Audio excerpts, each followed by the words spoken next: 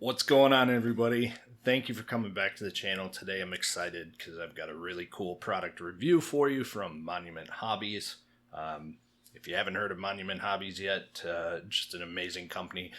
Full disclosure, they are a sponsor of my content. I've been with Monument since their inception, since way before their inception. But yeah, I wanted to talk about Dauntless brushes today. So we'll get into it here in just a second, but I just wanted to say thank you so much for coming to the channel, checking out the video, and do me a favor if you enjoy this video, if it helps you out, hit the like, do the subscribe, you know the whole spiel, right?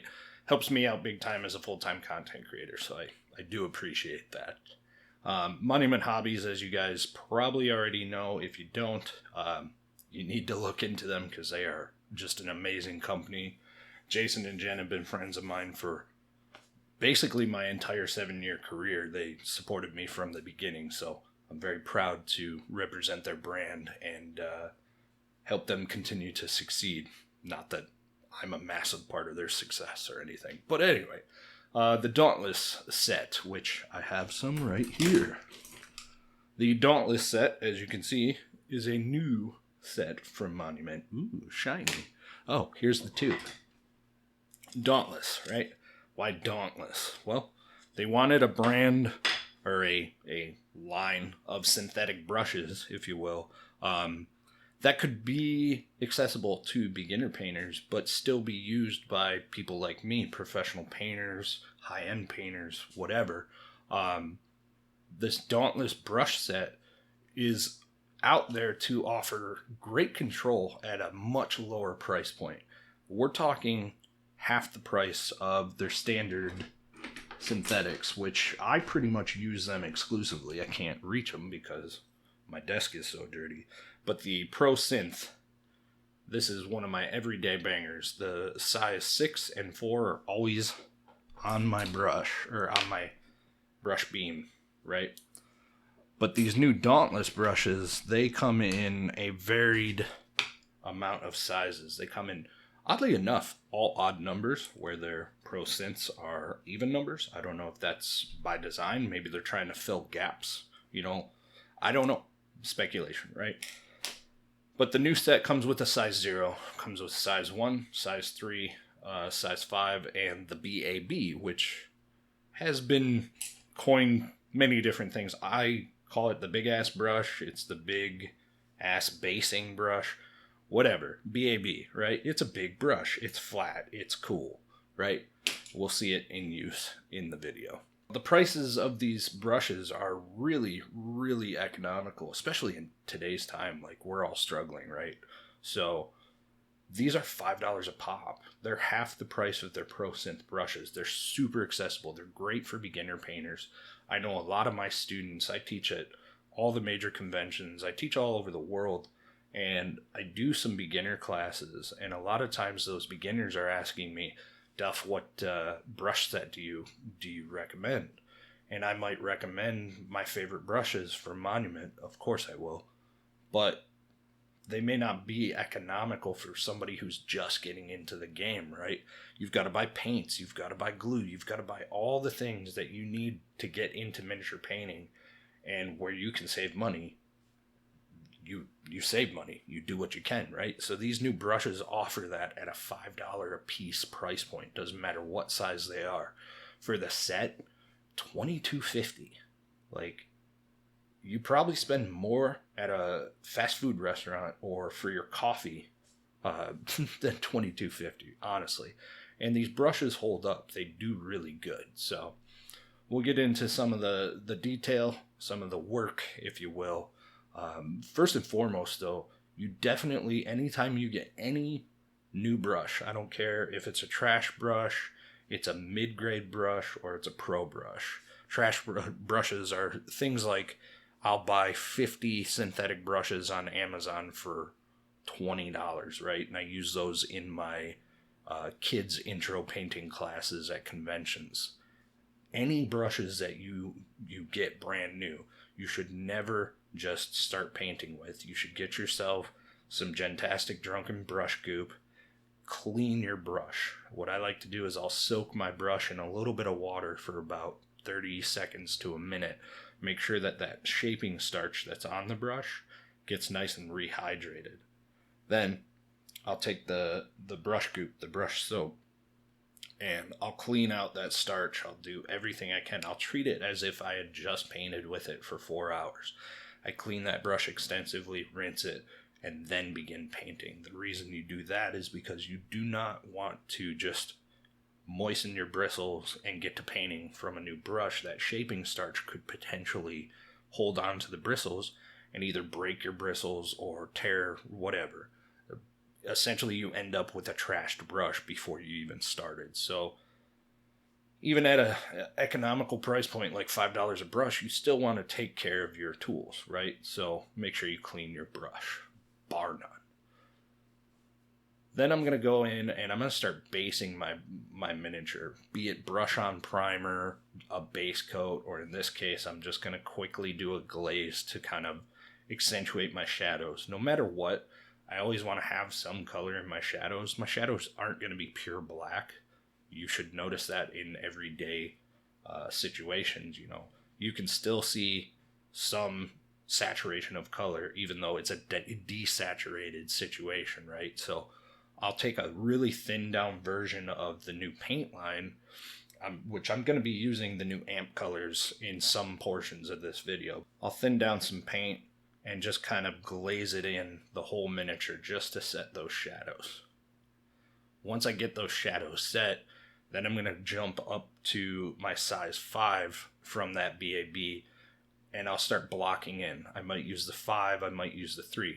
I'm not really looking for detail yet, so I'm not too worried about using the bigger brushes to kind of get paint on the miniature and block those volumes in. I get all that settled in, and then I can start my detail, and that's where I start dropping down to the size 3, the size 1, or the size 0, depending on what I'm trying to achieve. And this miniature took me probably about 5 hours tops. Of course, a lot of stop and go. I have a lot of different hats I wear, so I had to stop and go in some points and then came back to it the next day. But all in all, when it's all said and done, I have about 5 hours worth of work, and having a good quality brush like this is paramount to being able to hit detail. And although some of the brushes don't hold a remarkable point, they're not meant to be hardcore perfect brushes, but I found myself going back to the size 3. The size 3 held the hardest, or the sharpest I should say, and most consistent point. The size 3 for me was kind of the workhorse of the bunch, even though I'm typically using more larger brushes like my size 6 or my size 4 from the Pro Synth line. So one of my patrons, shout out to Crashing Adam, he had asked how well they can edge highlight. These brushes, depending on how heavy-handed you are, these brushes edge highlight with the best of them. Edge highlighting is not a product of your tool, it's a product of your ability. So if you're really heavy-handed, it doesn't matter what kind of brush you're using, your edge highlights aren't going to look the best. So it's important to kind of get used to handling the brush, get used to your pressure, and executing your technique properly. So I would say yes, these brushes will edge highlight just fine. You may not be able to get the finest of detail on some of these brushes because some of them do have a little bit of an obscure, softer point, if you will. And I say softer in hesitation because if I'm honest with you guys, the brush's bristles are not the same consistency of the Pro Synth. They're a lower quality, but I don't want to say lower quality because that would invoke a negative kind of expectation from the brush. I cannot stress enough, these brushes hold up, they work, and I put all of my confidence in them. So much so, I'm going to enter this miniature in one of the competitions I go to this year, and we'll see how it holds up. I'm feeling pretty confident about it. You'll see at the end of the video, and you can check my Instagram for pictures, but I feel pretty good about the miniature. I did everything I could with it. with these brushes, I should say. I did almost all the heavy detail. The freehand in the eye was done with a sable brush, because when I got to get down to that nit and gritty, I have hypoglycemia, so I don't know if you can see my shaking hands. I use different products like the hobby holder from Game Envy to kind of quell my shakes, but I can only do so much with my personal afflictions, if you will. So when it comes to high detail, I have to go to a finer brush. So that's where something like a size 0 sable or a size 1 sable will come in handy. Of course, I use my Pro Sables.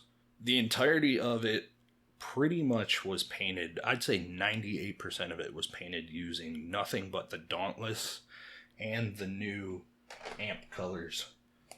The new 2 sets that came out from Monument at Adepticon? I don't remember when they released publicly. They sent me the new paints as well. The paints are killer.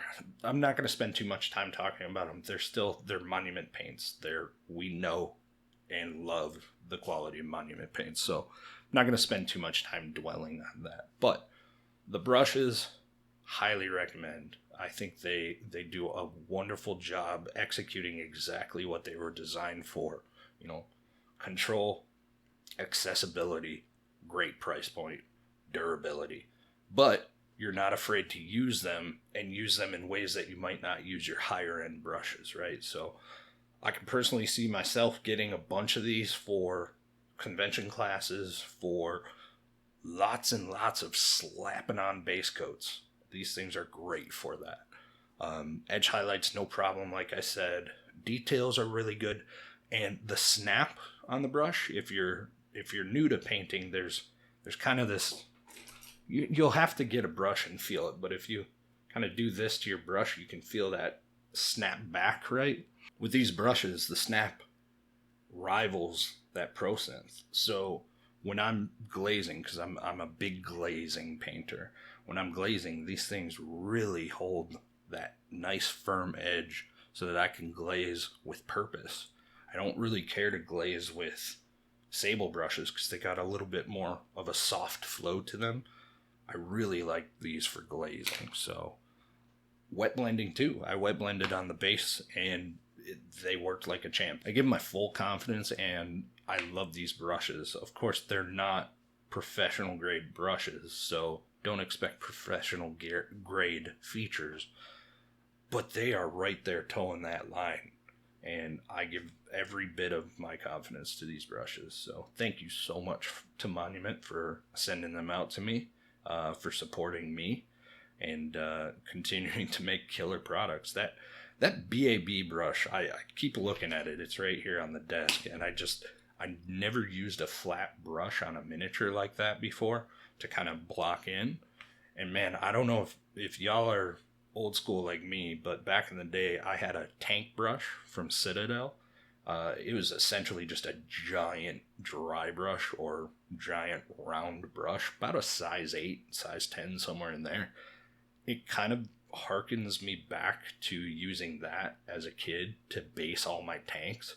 I do a lot of airbrushing, so most of my base coats are done via airbrush, but if I want to do something at, say, a convention or in a class, and I need a good brush that can cover ground quick, that BAB it's one badass brush, for lack of better terms.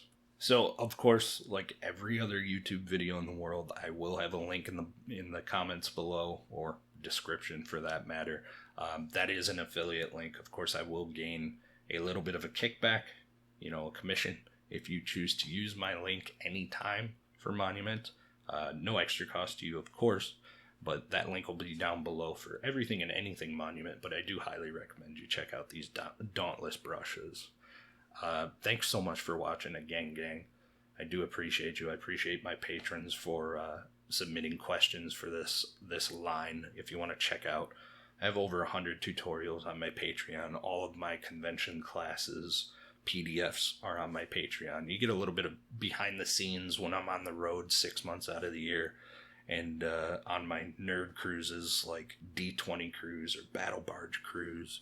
So if you're interested in checking that out. Links, of course, down below. But that's all I got for you. Leave a positive comment below if you enjoyed this. Let me know what you're hoping to get out of the new Dauntless brushes, and we'll see you on the next one. Thanks, gang.